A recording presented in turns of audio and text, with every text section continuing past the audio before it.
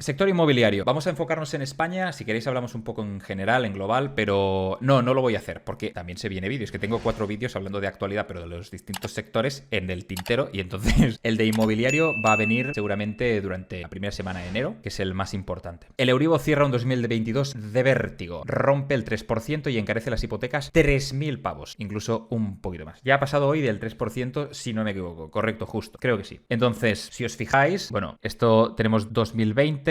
Pega la pandemia, estábamos en tipos negativos y ha pegado esto un ¡yep! Espectacular. Entonces nos estamos encontrando ahora, esto no está actualizado del todo, pero sí, creo que ya ha superado, porque lo he leído en varias fuentes, el 3%, ¿de acuerdo? ¿Qué significa esto? Que, primero de todo, si te ha enganchado toda esta subida del Euribor con una hipoteca variable en este punto de aquí, ahora mismo estás viendo las estrellas, espero que no sea tu caso, y significa también pues que el crédito, digamos, cada vez todas las hipotecas a tipo variable, lógicamente, pues son mucho más caras. En general, debido a las subidas de los tipos de interés, que no están directamente relacionadas con el Euribor, pero sí indirectamente, pues también han subido, con lo cual, tanto el tipo fijo como el tipo variable, pues ha subido. El tipo variable, pues era, aquí ya lo sabéis, que es una composición entre un tipo fijo del 0,89, del 0,9, del 0,7, lo que sea, más el Euribor. En este caso el Euribor, pues ahora mismo pues está más del 3%, con lo cual ya empieza a pegar unas buenas hostias. Y luego tienes, pues el tipo fijo, que también están aumentando, pues dado las subidas de los tipos, y esto hace que pues el coste de una hipoteca, el coste del dinero, pues sea más caro y muchas menos familias se lo pueden permitir, con lo cual va a existir menos demanda. Y menos demanda en el sector inmobiliario significa un enfriamiento. Uri, pero yo no he visto nada de enfriarse la economía, los precios siguen a tope, pam, pam, pam, pam, pam, al menos en el sector inmobiliario español. Estabas en lo cierto hasta ahora. Y yo lo llevo diciendo mucho tiempo, es decir,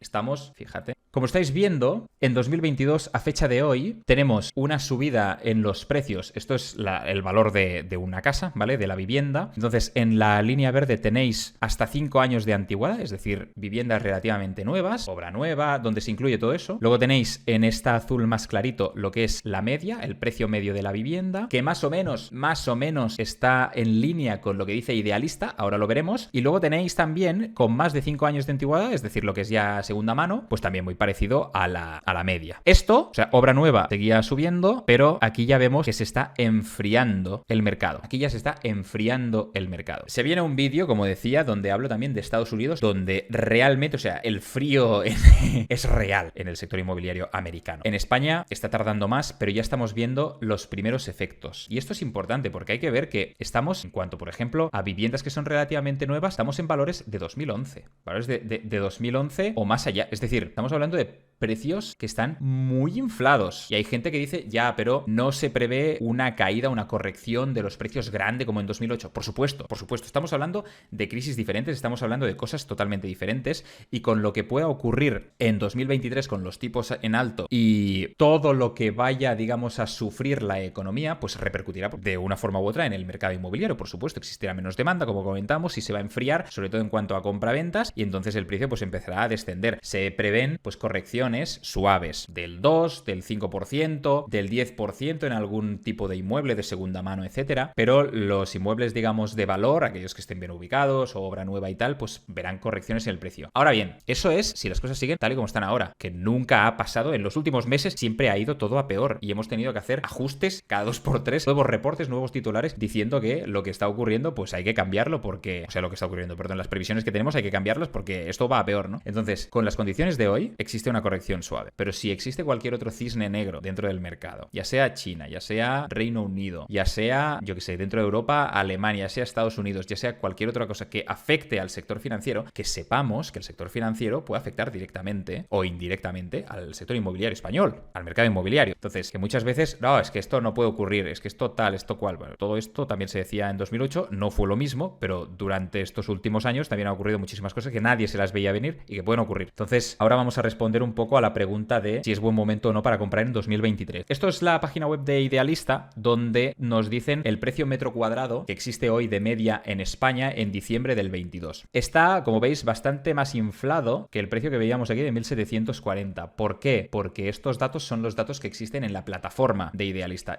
Estos datos de aquí vienen del Ministerio de Transportes, Movilidad y Agenda Urbana, y en cambio estos pues vienen de la propia plataforma Idealista. Los precios que aparecen en la plataforma Idealista tenéis que entender que son los precios iniciales, pero que muchas veces el precio se cierra por debajo. Que tú pones un precio ahí, ole, y si cuela, cuela, pero normalmente te viene gente con una oferta. Y te dicen, pues te compro el piso no a 200.000, sino a 185. Entonces, lo que es importante que veáis aquí, 1.900 euros el metro cuadrado, que es una burrada, de media en España, ¿eh? Estoy hablando de media en España. O sea, en este saco estoy metiendo Madrid y lo que tú quieras, sí, pero también estoy metiendo San Pedro de los Massachusetts. ¿Me explico? Es de media, casi 2.000 euros. Y ahora, es decir, aquí te ponen que siempre he dicho lo mismo sobre este gráfico. ¿Para qué cojones lo pones escala 1-1? Podrías poner algo en relativo de forma que veamos un poco más las subidas y las bajadas, porque parece muy plano. Pero bueno, la lectura es desde el 2015-2016, esto solo ha hecho que subir. Aquí hubo corrección. 2020, subir.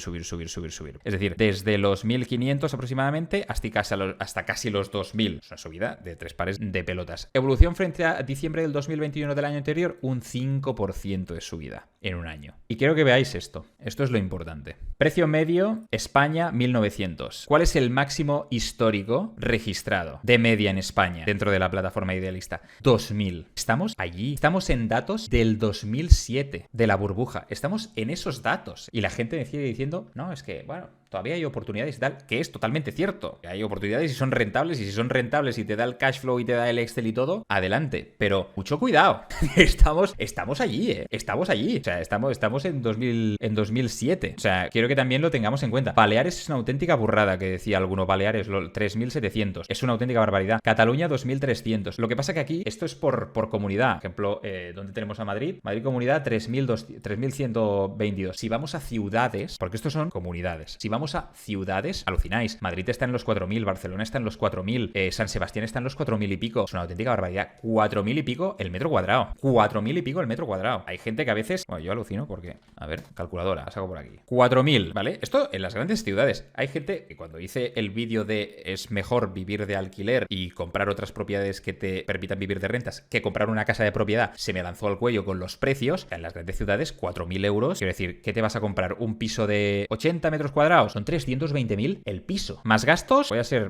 Es que, en fin, esto de media en Barcelona. Claro, estamos hablando... Son precios que son una auténtica barbaridad. Es una auténtica barbaridad. Con lo cual, con esto quiero decir, 2023, ¿será un buen momento o un mal momento para invertir en inmuebles? Yo, sinceramente, lo que voy a hacer va a ser tratar de ver si existen oportunidades, como he hecho en 2022. En 2022, a mí me ha ocurrido una cosa, y es que no he querido invertir en inmuebles, a pesar de que tengo un plan de invertir un inmueble al año durante 10 años. Este año lo he incumplido. Y ya lo he ido avisando muchas veces en los vídeos, en plan, este año no lo voy a hacer, porque hay una combinación de factores muy grande, pero da que los precios no son los mejores. Es decir, es momento de vender, no de comprar. Es momento de vender, están caros, es momento de vender. Los tipos al alza, con lo cual la financiación está más jodida que nunca. Luego también existe mucha incertidumbre. Por ejemplo, incertidumbre a nivel regulatorio, jurídico, a nivel fiscal. Para mí, siendo extranjero, siempre, para los que no lo sepáis, pues viviendo en Suiza, eres no residente extracomunitario, tienes que pagar el IRNR, el impuesto a la renta a los no residentes, y es un 24% de los ingresos, no de los beneficios, de los ingresos. Un cuarto claca. Con lo cual, y la financiación también desde Suiza, por ejemplo, es mucho más compleja de conseguir y con unas condiciones más malas que siendo residente en España. Con lo cual, a nosotros nos tenía que llegar una oportunidad que fuera, pero súper buena. Y nos han llegado oportunidades rentables. A mí me han pasado por delante oportunidades rentables que me han dicho, Uri, tengo esto, tal, pum.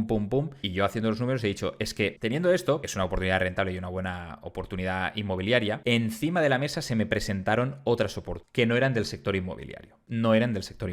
Por ejemplo, y ha sido el caso de este año, el caso estelar de este año, ha sido, ¿cómo se llama? El private equity. Inversión en startups. Y sí, son oportunidades que te aparecen una vez y que no te aparecen más. Me han llegado muchísimas, ¿vale? En la gran mayoría. Y os agradezco a todos, si estáis aquí viendo el directo o cualquier cosa, sobre todo de seguidores que están lanzando sus proyectos y tal, os agradezco muchísimo que me lo enviéis y os agradezco muchísimo las oportunidades, de verdad. En la gran mayoría de ellas digo siempre que no y trato de ayudar. Mira, yo te puedo conectar con esta persona, te puedo conectar con la otra, puedo hacer esto, puedo hacer lo otro, pero yo no voy a invertir por esto y por lo otro. Y hay en otros casos en los que sí que invierto, muy pocos, pero al final se me han presentado varios en los que he sido muy selecto, pero al final es mucha pasta, entonces la he metido allí, lo cual no ayuda a la diversificación de mi cartera y puede ser un error garrafal. Y yo siempre lo he dicho, yo tengo una cartera de inversión que no es para todo el mundo, muy arriesgada, soy muy tolerante al riesgo porque confío en mi capacidad de poder recuperarme si todo se va a cero, y porque tengo pues fuentes de ingresos, no vivo de las inversiones hoy, tengo fuentes de ingresos pues que me van a aguantar aguantando, etcétera, etcétera. Dicho esto, bueno, lo que comentaba antes, también existe un coste de oportunidad para las inversiones, sobre todo estando en Suiza, tanta mala tributación, tanta mala fiscalidad, digamos, el inmueble, es decir, alquilar, tener un inmueble alquilado en España, existen opciones mucho más rentables,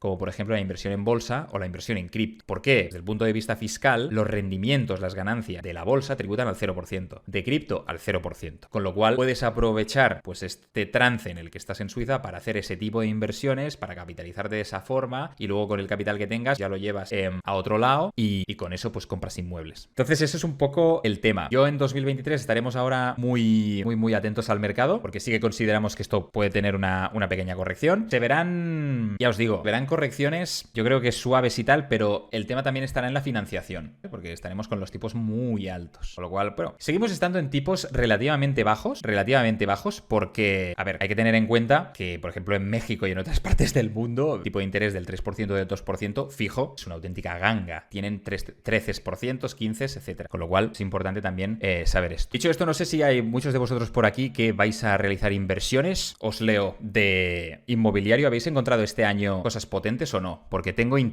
cierto interés. Dice Alberto Corral Pulido, Uri 230.000 y obtener 1.700 de alquiler pagando una hipoteca de 680. ¿Qué tal lo ves? ¿Cómo te queda de cash flow al final, Alberto? ¿Lo has calculado? Porque claro, la hipoteca es tanto, pero después de gastos y todo, ¿cómo te queda? 800 de gastos totales, más, dices Alberto Corral, más los 600 y pico, te quedan como 1.400, ¿no? Te quedan 300 euros o así de... un poquito menos de 300 de cash flow. Bueno, no está mal, espero que sea un buen piso, porque con 230.000 puedes comprar cosas más baratas y un par de ellas. Yo creo que lo que decimos siempre, que cuando salen los números hay que hacerlo, sí o sí, pero existirá algún momento en el que a lo mejor eso no es atractivo por el contexto económico general. Pero si te dan los números y tú estás muy seguro de que eso va a funcionar, por ejemplo, tenía un seguidor que me mandó un correo y tal, normalmente no contesto este tipo de correos, ya os lo adelanto porque me llegan muchísimos, una barbaridad, y entonces todos son kilométricos, pero había una persona que quería invertir en un pueblo que estaba, bueno, pues en Andalucía y tal, y una muy buena rentabilidad, e hicimos